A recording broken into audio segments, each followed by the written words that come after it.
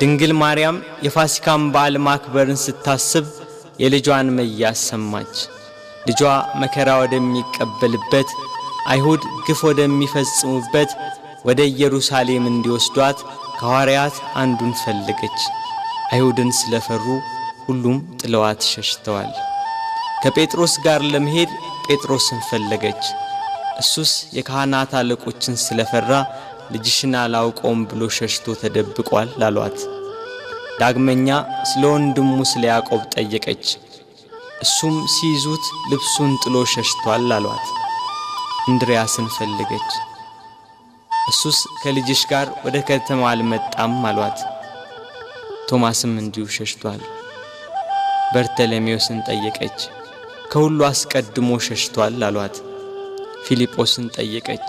እሱስ አንድ ጊዜም አልታየም አሏት። ማቴዎስን ጠየቀች። እሱማ ግብር ተቀባይ ስለነበር ከሁሉ ይልቅ ፈርቶ ተሸሽጓል አሏት። ሁሉንም አንድ በአንድ ጠየቀች። ከእርሱ ጋር ወደ ቀራንዮ ከሄደ ከዮሐንስ በቀር አንድም አላገኘችም። እያለቀሰችና እያነባች ወደ ቀራንዮ ገሰገሰች።